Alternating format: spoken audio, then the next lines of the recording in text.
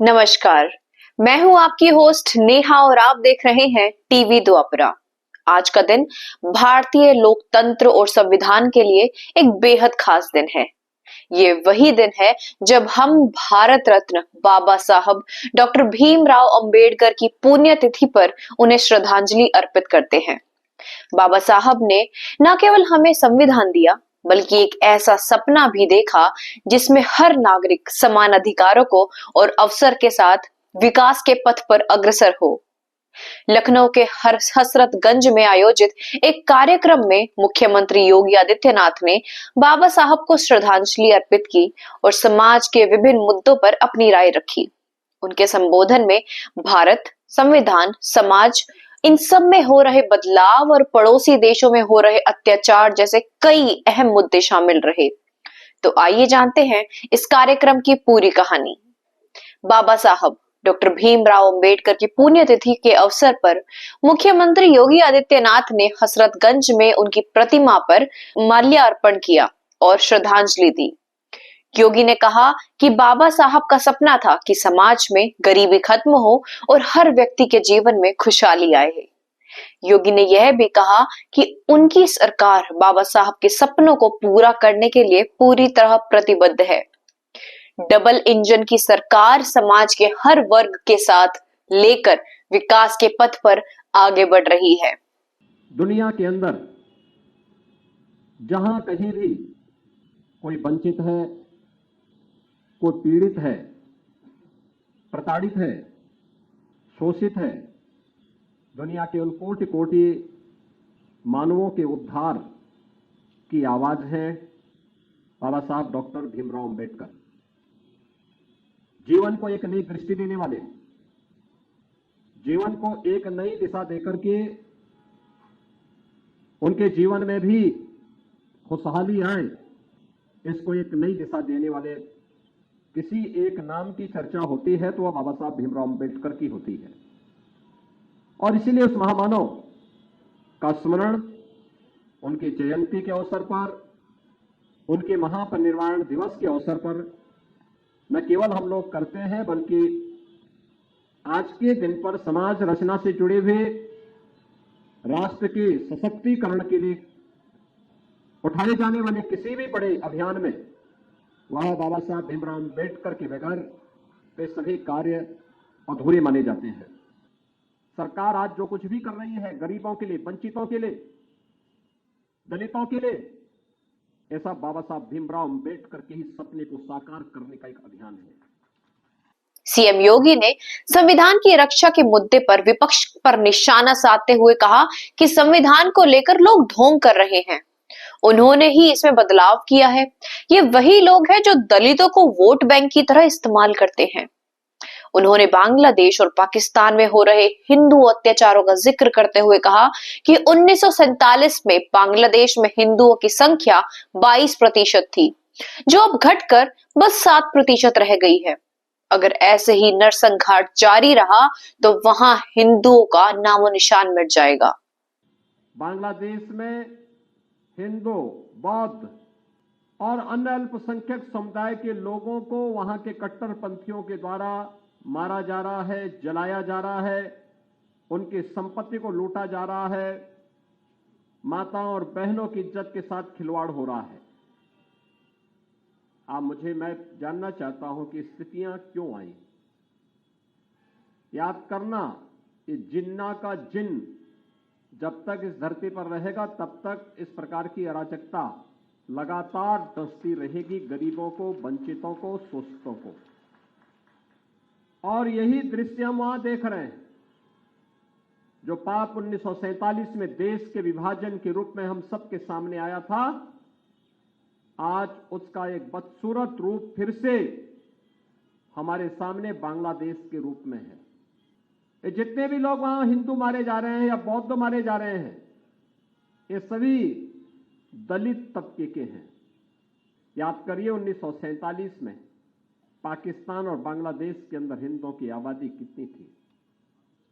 बांग्लादेश के अंदर तो 1971 तक 22% हिंदू रहा करता था। आज वो घट करके 6-7 7 से 8% तक रह गया है। और जो कुछ हो रहा है, अगर इसी प्रकार का नरसंहार चलता रहा तो ये संख्या बहुत सीमित रह सकती है। योगी ने इस बात पर सवाल उठाया कि जो लोग दलितों और पिछड़ों के अधिकारों की बात करते हैं, वे पड़ोसी देशों में हो रहे अत्याचारों पर चुप क्यों हैं? उन्होंने कहा, ये लोग ना सच स्वीकार कर सकते हैं और ना बोलने का साहस रखते हैं। अपने संबोधन में सीएम योगी आदित्यनाथ ने जिन्ना का जिक्र करते हुए कहा कि जब तक जिन्ना का जिन समाज में रहेगा, तब तक अराजकता का माहौल खत्म नहीं हो सकता। जो लोग दलितों को अपना वोट बैंक बना करके लगातार उनका शोषण किए हैं, वे लोग बांग्लादेश की घटना पर मौन बने हुए हैं। उनके मुंह से एक भी शब्द नहीं निकल रहा है, क्योंकि वे सच स्वीकार भी नहीं कर सकते, सच बोल भी नहीं सकते। उनमें सामर्थ्य नहीं है बोलने की, और इसीलिए लोग वहां की दृश्य पर मौन है। आज यहां पर हमारे डिप्टी सीएम याद करना कि जिन्ना का जिन जब तक इस धरती पर रहेगा, तब तक इस प्रकार की अराजकता लगातार डसती रहेगी, गरीबों को, वंचितों को, शोषितों को। उन्होंने कहा कि जिन्ना का विचार समाज को तोड़ने और नफरत फैलाने का था, और यह सोच आज भी कई रूपों में सक्रिय है। योगी ने जोर देकर कहा कि इस मानसिकता को खत्म किए बिना एक मजबूत और समतामूलक समाज की स्थापना करना संभव ही नहीं है। उन्होंने लोगों से अपील की कि वे बाबा साहब अंबेडकर के विचारों को अपनाएं और समाज को जोड़ने और प्रगति के पथ पर ले जाने की बात करते हैं। कार्यक्रम में डिप्टी सीएम ब्रजेश पाठक ने भी हिस्सा लिया और महिलाओं के अधिकारों पर अपनी बात रखी। उन्होंने कहा कि महिलाओं को संसद में बराबरी का हक मिला है और आने वाले समय में पंचायतों में भी उनकी बराबरी की भागीदारी सुनिश्चित की जाएगी।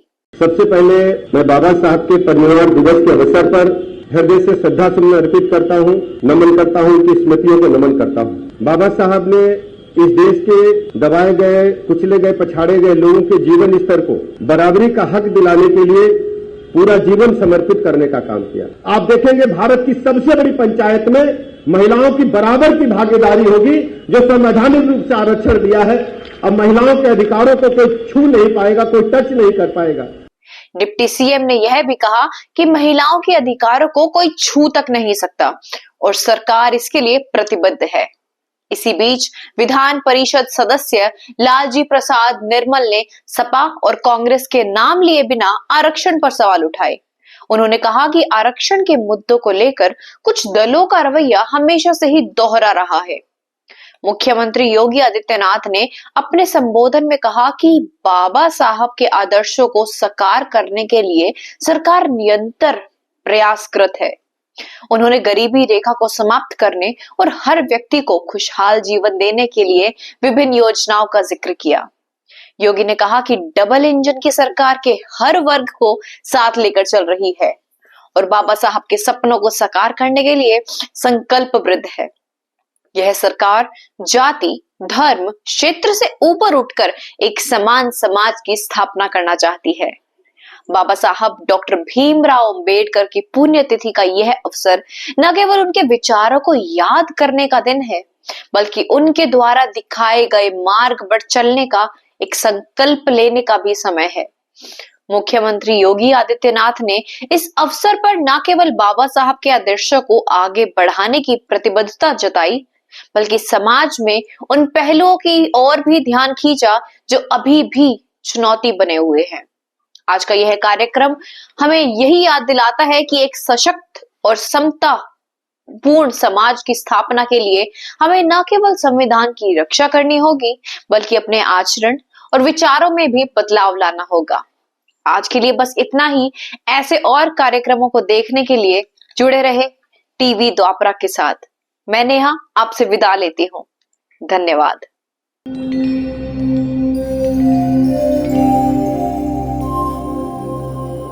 टीवी द्वापरा, संभवामि युगे युगे। अगर ये प्रोग्राम आपको अच्छी लगी तो लाइक, शेयर और कमेंट करें। टीवी द्वापरा के प्रोग्राम्स को हमेशा देखने के लिए सब्सक्राइब करें, बेल आइकॉन दबाएं।